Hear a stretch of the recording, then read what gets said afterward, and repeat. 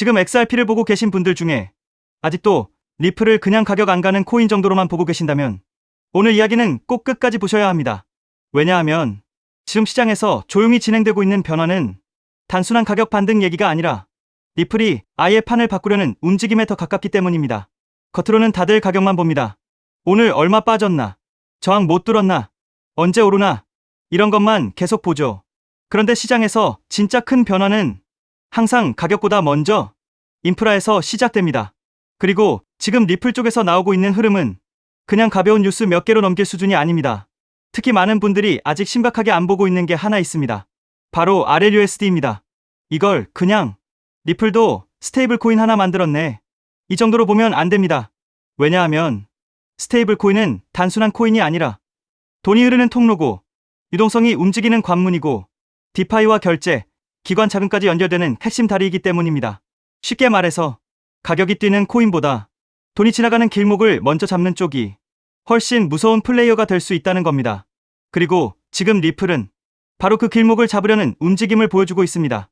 여기서 더 무서운 건 이게 하루 이틀 반짝 이슈가 아니라는 점입니다.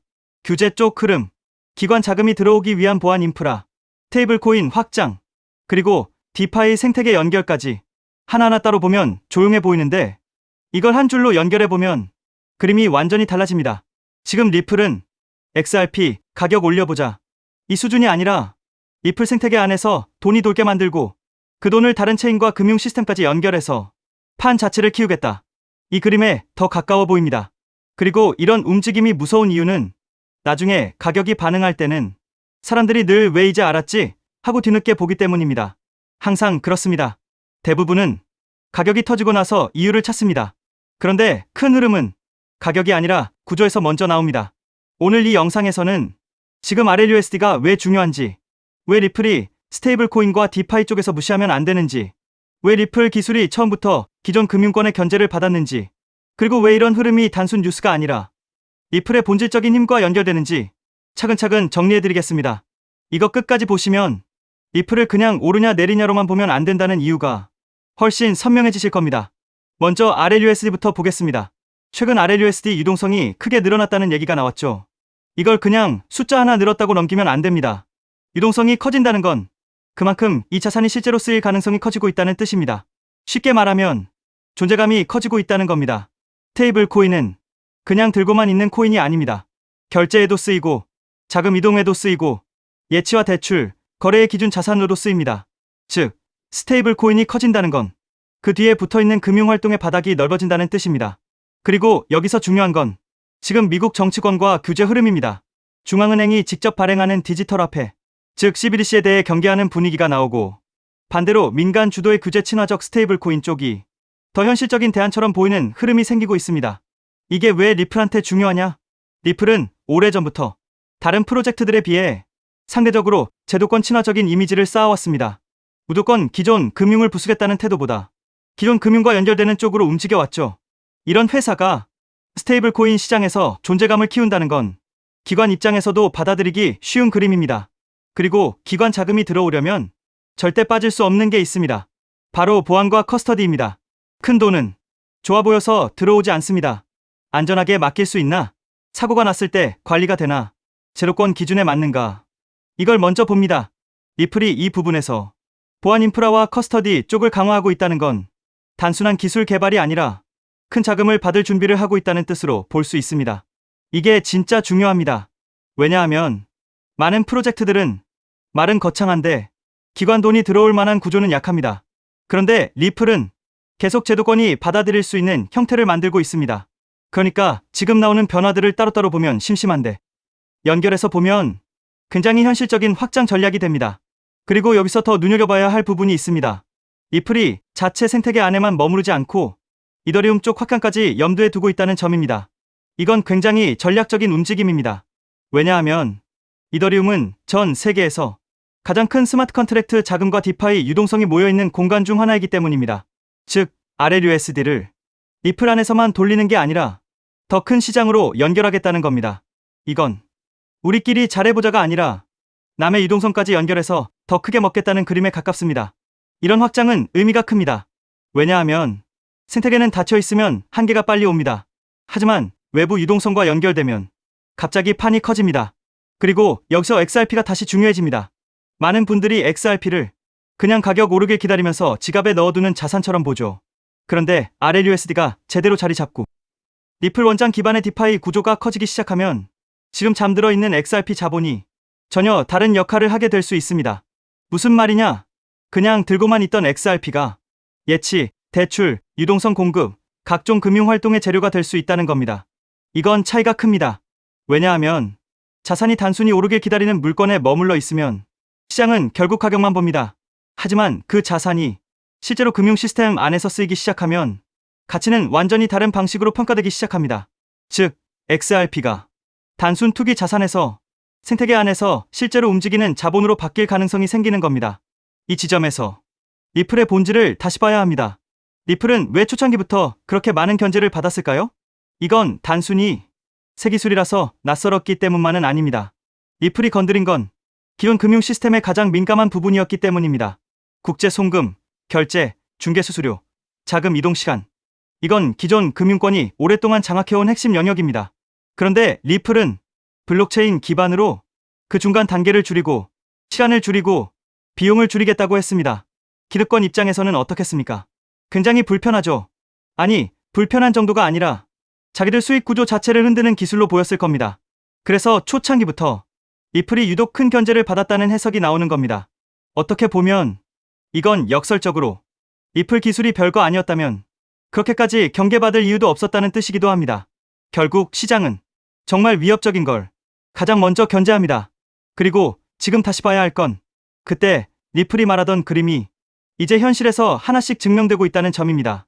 최근 블록체인 기반 결제 사례들을 보면 기존 은행 시스템으로는 오래 걸리던 자금 이동이 훨씬 빠르고 효율적으로 처리되는 모습이 나오고 있습니다. 이건 단순히 기술 조화, 보인의 수준이 아닙니다. 실제 기업과 자금 흐름에서 시간과 비용을 줄여준다는 뜻입니다. 결국 금융권은 이념으로 움직이지 않습니다. 효율로 움직입니다. 더 빠르고, 더 싸고, 더 편하고, 더 안전하면 결국 그쪽으로 갈 가능성이 커집니다. 리플이 오랫동안 말해온 것도 바로 이 부분이었습니다. 결제를 더 빠르게, 자본 효율을 더 높게, 중간 비용을 더 줄이게. 처음에는 너무 앞서가서 저항을 받았을 수 있습니다. 하지만 시간이 지나면서 시장 전체가 그 방향으로 조금씩 움직이고 있다면 예전엔 무리처럼 보였던 그림이 이제는 현실적인 전략으로 바뀌게 됩니다. 정리하겠습니다. 지금 RLUSD는 그냥 새 코인 하나 추가된 이야기가 아닙니다. 리플 생태계 안에서 돈이 돌 수 있는 바닥을 넓히는 움직임이고 기관 자금이 들어올 수 있는 구조를 다지는 흐름이며 나아가 XRP가 단순 보유 자산을 넘어서 실제로 쓰이는 금융 자본으로 바뀔 가능성과 연결되는 이야기입니다. 여기에 리플이 왜 초창기부터 견제를 받았는지, 왜 지금 다시 그 기술이 주목받는지까지 합쳐서 보면 이건 단순 호재 뉴스 몇 개가 아닙니다. 리플이 오랫동안 준비해온 그림이 조용히 형태를 갖춰가는 과정에 더 가깝습니다. 겉으로 가격만 보면 답답해 보일 수 있습니다.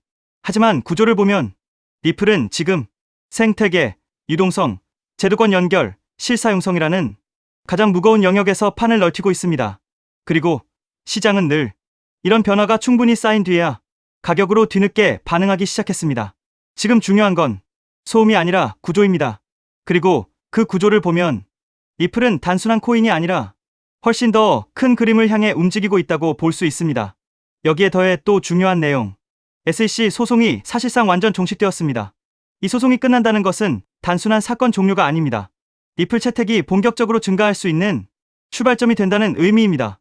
그렇게 되면 리플의 파트너사들, 특히 금융권에서 리플 시스템을 도입하는 흐름이 마치 밀물처럼 빠르게 확대될 가능성이 있습니다. 여기서 한 가지 생각해볼 질문이 있습니다. 금융권이 정말 리플을 채택하기 시작하면 어떤 변화가 일어날까요? 그런데 금융권의 요구는 생각보다 단순하지 않습니다. 국가마다 규제가 다르고 지역마다 금융 환경이 다르기 때문입니다. 이러한 다양한 요구를 하나하나 대응하려면 리플 역시 지금보다 훨씬 높은 확장성을 확보해야 합니다. 그래서 자연스럽게 리플에게도 레이어2라는 개념이 굉장히 중요한 요소로 떠오르게 됩니다. 리플 레저를 활용하면 국가와 국가 사이에서 자산을 이동시키는 것이 가능해집니다. 그리고 그 자산 이동 기록은 모두 리플 레저 원장에 투명하게 기록됩니다. 여기서 또 하나 궁금해집니다. 이 시스템이 실제 금융권에서 사용된다면 얼마나 많은 자산이 이동하게 될까요? 리플 레저를 통해 이동할 수 있는 자산은 단순히 암호화폐만을 의미하지 않습니다. 디지털 자산은 물론이고 앞으로 시작될 전 세계 은행들의 현금 자산까지도 이 시스템을 통해 이동할 수 있습니다. 이처럼 XRP가 글로벌 금융기업들과 사업을 확장해 나가기 위해서는 반드시 필요한 구조가 있습니다. 그것이 바로 레이어2입니다. 레이어2 없이 사업 확장을 시도한다면 언젠가는 한계에 부딪힐 수밖에 없습니다. 레이어1과 레이어2는 서로 경쟁하는 구조가 아니라 하나의 생태계를 만드는 공생 관계입니다. 여기서 중요한 질문이 하나 있습니다. 전 세계 은행들이 사용하는 시스템이라면 얼마나 다양한 기능이 필요할까요? 이 생태계가 커질수록 전 세계 은행들이 요구하는 다양한 기능을 제공할 수 있습니다. 그래야 생태계 자체가 스스로 돌아갈 수 있는 자생력을 가지게 됩니다. 즉, 뿌리가 깊은 구조를 만들어 어떤 서비스가 등장하더라도 자체적으로 처리할 수 있어야 합니다. 그래야 리플이 단순한 코인이 아니라 하나의 플랫폼으로 성장할 수 있습니다. 그리고 그렇게 되어야 리플은 장기적으로 살아남을 수 있습니다. 그래서 레이어2는 단순한 보조 기술이 아닙니다. 레이어2를 통해 리플의 확장성과 범용성을 높여줘야 리플 기반 블록체인 사업들이 대거 등장하게 됩니다. 그리고 그렇게 사업들이 늘어나면서 비로소 하나의 생태계가 완성됩니다. 여기서 또 하나 중요한 질문이 생깁니다. 생태계가 커질 때 가장 큰 수혜를 보는 것은 무엇일까요? 여기서 코인 시장에 아주 흥미로운 특징 하나가 있습니다. 레이어2 코인들은 리플이 10배 상승할 때 수백 배 상승 기회를 얻을 수 있는 공생 구조를 가지고 있다는 점입니다. 그래서 많은 투자자들이 이 구도를 투자 전략으로 활용하기도 합니다. 이 원리는 주식 시장에서도 비슷한 사례를 볼 수 있습니다. 전기차 테마의 대형주였던 삼성 SDI가 약 15배 상승할 때 소형주였던 에코프로는 무려 700배 상승을 보여줬습니다. 같은 산업에 속해 있지만 상승률은 완전히 달랐습니다. 이것이 바로 생태계 구조의 특징입니다. 레이어1인 이더리움이 2배 상승할 때 레이어2 코인들이 수천 배 상승하는 현상은 이미 오래전부터 코인 시장에서 반복되어 왔습니다. 또 다른 예도 있습니다. 비트코인은 레이어1입니다. 하지만 속도와 수수료 문제 때문에 실제 거래용 화폐로 사용하기에는 한계가 있습니다. 그래서 한 가지 질문이 생깁니다. 이 문제를 해결하기 위해 어떤 기술이 등장했을까요? 그 문제를 해결하기 위해 등장한 프로젝트가 있습니다. 바로 스택스입니다. 레이어2인 스택스는 비트코인의 속도와 수수료 문제를 개선했습니다. 비트코인과 레이어2 코인은 상승할 때 같이 상승합니다. 하지만 상승률은 완전히 다릅니다. 레이어1인 비트코인이 2023년 10월 대비 2024년 3월까지 약 190% 상승할 때 레이어2 코인인 스택스는 같은 기간 동안 무려 750% 상승했습니다. 그래서 자연스럽게 이런 결론이 나옵니다. 만약 XRP가 앞으로 10배 상승한다면 리플 레이어2 코인들은 100배, 1000배 상승 가능성도 충분히 기대할 수 있다는 것입니다. 여기서 이제 가장 중요한 질문이 생깁니다. 그렇다면 리플 생태계에서 레이어2 역할을 하는 코인은 무엇일까요? 첫 번째로 제가 우리 구독자분들께 소개해드릴 리플 관련 코인은 더 루트 네트워크, The Root Network입니다. 루트 네트워크 홈페이지를 보면 XRP Ledger Integration, 즉 다양한 블록체인을 XRP 레저로 통합하는 기능을 설명하고 있습니다. XRP 사용자들이 다른 코인들을 XRP 레저 환경에서도 사용할 수 있도록 확장해주고, 이 과정에서 루트 네트워크가 브릿지 역할을 하는 리플 전용 크로스체인 솔루션이라는 것을 확인할 수 있습니다. 그래서 리플 홀더라면 반드시 알아둘 필요가 있는 프로젝트입니다. 또 하나 중요한 특징이 있습니다. 바로 블록 리워드입니다. 리워드는 블록체인 네트워크 유지에 기여하는 채굴 활동에 대한 보상인데, 이 보상이 XRP로 지급됩니다. 즉, 루트 네트워크의 기축 통화가 XRP라는 의미입니다. 더 루트 네트워크는 XRP 확장을 위한 역할을 하지만 이더리움의 EVM 구조를 기반으로 레이어1을 개발한 프로젝트이기 때문에 직접적으로 XRP 체인을 사용하지 않는다는 한계도 존재합니다. 하지만 지금 소개하고 있는 이 코인은 리플 블록체인에서 개발된 유일한 레이어2 프로젝트입니다. 그래서 향후 XRP가 10배 상승한다면 이 코인은 100배, 1000배 상승 가능성도 충분히 기대해 볼 수 있습니다. 여기서 많은 분들이 이 질문을 하실 수 있습니다. 도대체 이 코인은 어떤 구도를 가지고 있을까요?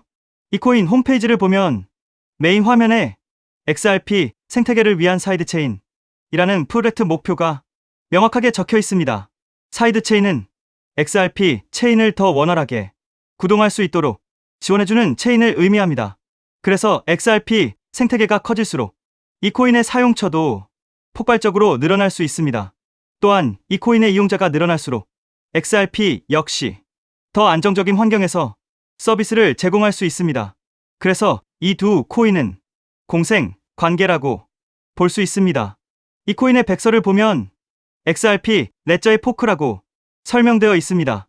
하드포크와 비슷한 개념인데 XRP의 장점은 유지하면서 레이어2의 핵심 가치인 확장성을 개선하기 위해 추가적인 코드 개발 가능성을 열어둔 구조입니다.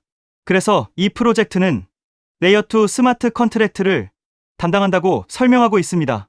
향후 리플 생태계에서는 결제는 레이어1, 즉 리플 레저에서 처리되고 어플리케이션과 서비스 영역은 레이어2인 이 프로젝트를 통해 처리될 가능성이 있습니다.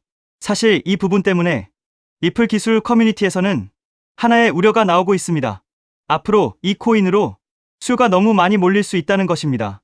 레이어2는 블록체인이라는 뿌리 위에서 꽃과 열매 역할을 하는 블록체인 애플리케이션들을 연결하는 역할을 합니다. 그런데 이 중요한 연결 구조가 거의 코인 하나에 집중되어 있습니다. 그래서 기술자 커뮤니티에서는 이 코인이 혹시 XRP보다 더 커질 수도 있는 것 아니냐는 우려까지 나오고 있습니다. 이에 대해 리플 CTO인 슈와르츠는 이렇게 이야기합니다.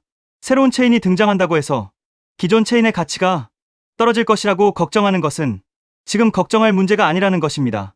즉, 이 코인이 너무 커질 것을 걱정하는 기술자들의 우려에 대해 리플 CTO가 직접 나서 진정시키고 있는 상황입니다. 이 장면만 봐도 이 프로젝트가 얼마나 중요한 위치에 있는지 충분히 알 수 있습니다. 이 코인은 재작년 12월에 출시된 아직 2년도 되지 않은 초기 프로젝트입니다. 현재 가격은 약 166원, 그리고 시가총액 역시 약 60억 수준입니다. 리플 XRP의 시총이 약 45조라는 점을 생각하면 아직 700분의 1도 되지 않는 저평가 영역이라고 볼 수 있습니다.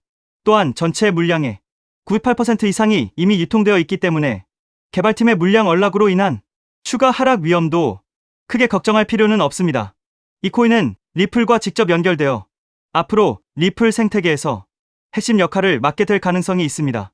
그래서 리플 CTO의 집중적인 관리도 받고 있습니다.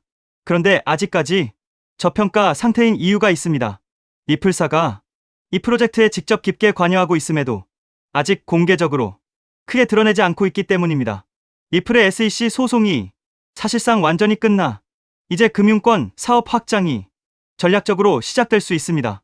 그 시점이 되면 이 코인은 폭발적인 움직임을 보일 수 있습니다.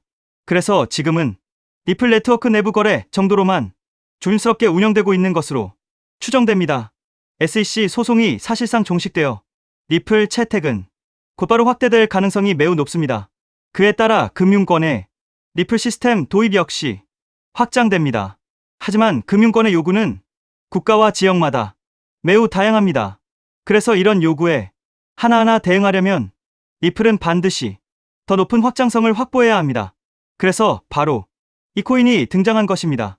리플 생태계 확장을 가능하게 만드는 핵심 구조이기 때문에 기술자 커뮤니티에서는 오히려 이 코인이 너무 크게 성장할 가능성을 우려하고 있는 것입니다. 코인마켓캡의 커뮤니티 투표 결과에서도 무려 96%나 되는 사람들이 이 코인의 폭등에 투표한 것을 볼 수 있죠. 리플 XRP의 성장과 함께 수백, 수천 배 동반 성장할 이 코인 정보를 저희 구독자 여러분들께만 무료로 공유해 드리려고 합니다. 딱 10만 원이면 됩니다. 많은 돈도 필요 없습니다. 단 10만 원만 묻어두셔도 올해 인생의 방향을 바꿀 수 있는 코인입니다. 그런데 왜 지금 이 자리에서 이름을 바로 공개하지 않느냐고요? 이유는 단순합니다. 유튜브에서 이름이 공개되는 순간 세력들이 바로 움직입니다. 가격을 흔들고 판을 뒤집습니다. 그리고 뉴스가 나오고 사람들이 몰리기 시작하면 그때는 이미 늦습니다.